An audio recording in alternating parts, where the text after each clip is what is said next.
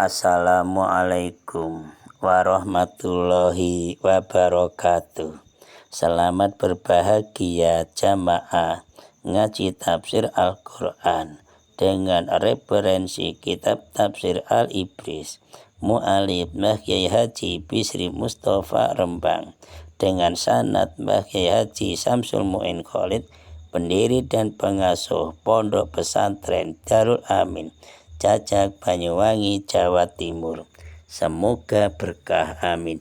Dilanjutkan surat Al-Baqarah ayat 264 dengan tema pahala menginfakkan harta di jalan Allah. A'udzu billahi minasyaitonir rajim. Bismillahirrahmanirrahim. Ya ayyuhalladzina amanu la tubtilu shadaqatikum bil manni wal adza kalladzi yunfiqu malahu ria'an nasi wa la yu'minu billahi wal yaumil akhir.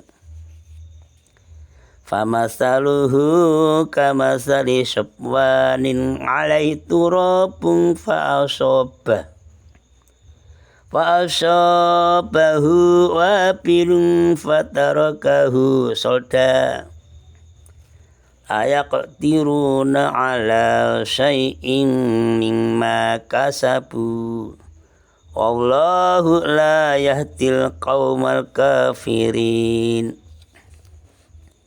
Ya ayyuhalladzina eling wong akeh amanu kang padha iman sapa alladzina la tubtilu aja padha batalaken sira kabeh shadaqatikum ing pira-pira sedekah ira kabeh bil manni kelawan pangundat-undat wal adza lan kelawan nglarakake ati kaladzi kaya oleh batalake sapa wong yungfiku kang nyokongake sapa alati malahu ing bandane alati ri'a annasi krana riya marang menungso wala yu'minu lan ora iman sapa alati bilai kelawan Allah wal yaumil akhir lan dina kang akhir. Famasaluhu mongko utawi tepane alati iku kama sali sopanin kaya tepane watu klimis gilap ngale ing atase sepan turapun utawi lebu. Fa'asabahu mongko ngenani ing sepan apa wabilun udan teres fatarakahu mongko ninggal apa wabilun ing sepan soldan khale atos.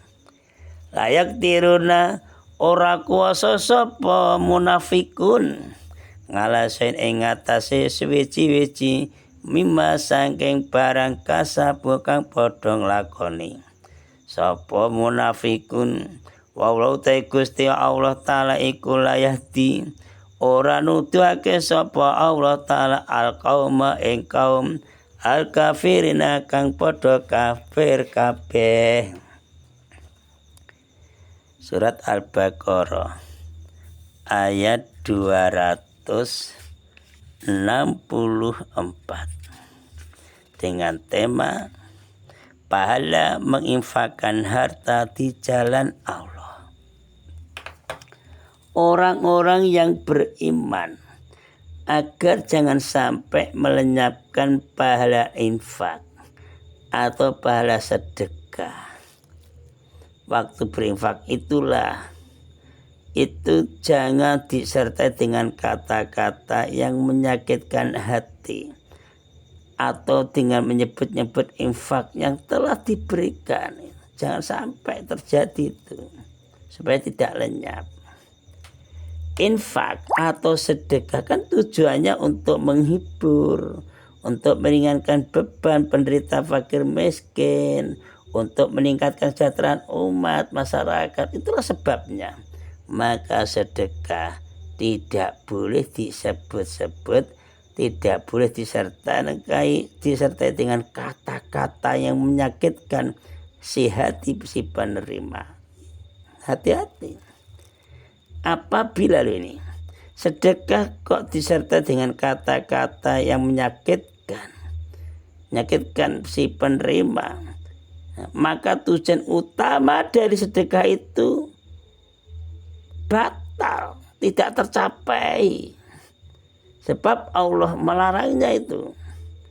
Dan Allah menegaskan bahwa sedekah yang semacam itu tidak akan mendapatkan pahala. Itu kan tidak ikhlas, malah menimbulkan masalah itu. Orang yang bersedekah karena riya itu sama dengan orang yang melakukan ibadah sholat dengan riya, sama itu. Ibadah sholatnya tidak akan mendapat pahala dan tidak mendapat tujuan yang dimaksud, gagal total. Sebab apa?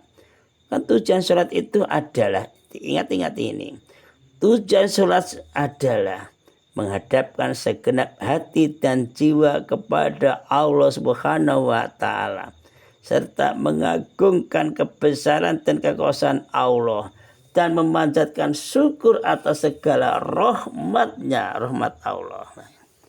Sedang orang yang sholat karena riya, perhatiannya kan bukan tidak tertuju kepada Allah, melainkan apa? Karena riya itu hanya mengharapkan pujian dan sanjungan dari manusia lain. Itu loh. Perlu diingat, sifat riya adalah tabiat yang tidak baik. Ya, sebagian orang ingin dipuji dan disanjung atas suatu kebajikan atau perbuatan yang baik yang dilakukan itu. Ya. Orang yang bersedekah yang mengharapkan pujian dan terima kasih dari yang menerima sedekah itu tadi. Nah, bila pada suatu ketika suatu saat waktu yang lain dia merasa kurang dipuji dan kurang ucapan makasihnya, itu bisa menimbulkan rasa kecewa. Yang membersedekah itu kecewa. Kamu kok kurang terima kasih, kurang perhatian padaku. Kecewa lah ini. Dalam keadaan demikian inilah sangat besar kemungkinan yang karena kecewa, yang sedekah itu mengucapkan kata-kata yang menyinggung perasaan bagi sebenarnya. Kamu itu loh saya kasih tidak terima kasih. Kalau saya tidak kasih kamu tidak akan hidup sejahtera, kan tersinggung. Ini gagal, ini tidak mendapatkan pahala dari Allah itu loh. Jelas itu. Sebab dia tidak yakin kalau keikhlasan beriman kepada Allah dan di akhirat itu akan mendapat pahala, tidak yakin. Nah, maka dari itu sedekah semacam itu adalah seperti debu di atas batu yang licin. Apabila datang hujan lebat, maka debu itu hilang lenyap, tak berbekas, tidak ada rasa, tidak ada kesannya. Ya, gagal total. Jelas gagal total. Nah, Allah memberikan perumpamaan bagi sedekah yang disertai dengan riya dan umpatan. Itu seperti erosi tanah yang berada di atas batu. Apa sih erosi? Ya. Erosi adalah proses hilangnya tanah dari permukaan bumi yang pada umumnya karena terangkut oleh aliran air yang deras. Jadi semakin besar curah hujan yang jatuh, maka akan semakin banyak batuan terjadi dalam waktu yang lama. Tetapi oleh hujan yang lebat, lapisan tanah itu dapat dengan mudah dan cepat terangkut dan hilang dari permukaan batu. Nah, jika tanah di atas batu telah hilang, maka batu merupakan partikel yang tidak dapat menumbuhkan tumbuhan. Tidak bisa, tidak subur. Perumpamaan yang Perumpamaan demikian ini menggambarkan bahwa orang yang dengan susah payah mengumpulkan harta lalu bersedekah, tapi sedekah itu disertai riya dan umpatan mencaci maki, maka ia tidak akan mendapatkan apa-apa, baik manfaat pahala maupun ridha Allah, tidak dapat. Jadi sedekahnya itu gagal total, itu kosong blong, kosong itu. Allah tidak memberikan petunjuk kepada orang-orang yang kafir. Karena apa? Kok tidak beri petunjuk? Karena petunjuk Allah itu diberikan berdasarkan orang itu punya iman. Harus punya iman. Nah, iman itulah yang membimbing kita, membimbing manusia, membimbing seseorang kepada keikhlasan beramal dan bisa menjaga diri dari perbuatan dan ucapan yang dapat merusak amalnya. Gara-gara iman loh. Dengan iman itulah bisa melenyapkan. Dengan iman itulah maka apa itu pahalanya bisa diterima di sisi Allah dan dapat menerima ridha Allah. Penting itu. Maka dalam ayat ini terdapat sindiran bahwa sifat riya dan kata-kata yang tidak menyenangkan itu adalah sebagian dari sifat dan perbuatan orang-orang kafir yang harus kita jauhi. Harus jauh itu. Hadis Kanjeng Nabi Muhammad SAW yang diriwayatkan oleh Imam Muslim dari Abu Dzar. Ada 3 macam orang yang pada hari kiamat nanti Allah tidak akan berbicara dengan orang itu dan tidak akan memandang kepada mereka ya orang itu dan tidak akan menyucikan mereka dari dosa. Dan mereka akan mendapat azab yang pedih. Siapa dia? Yaitu orang yang suka menyebut-nyebut pemberiannya apabila dia memberi. Maksudnya memberikan sesuatu pada orang lain. Dan orang yang suka memakai sarungnya terlalu ke bawah sampai menyapu tanah karena congkaknya sombongnya. Dan orang yang berusaha melariskan dagangannya dengan sumpah yang bohong. Hati-hati ini. Banyak terjadi. Imam An-Nasai juga meriwayatkan suatu hadis dari Ibnu Umar. Kanjeng Nabi Muhammad SAW bersabda, tidak akan masuk surga orang yang selalu minum khamar, dan tidak pula orang yang durhaka terhadap ibu bapaknya. Tidak masuk surga. Dan tidak pula orang yang suka menyebut-nyebut pemberiannya. Gak ikhlas itu. Kesimpulan. 1.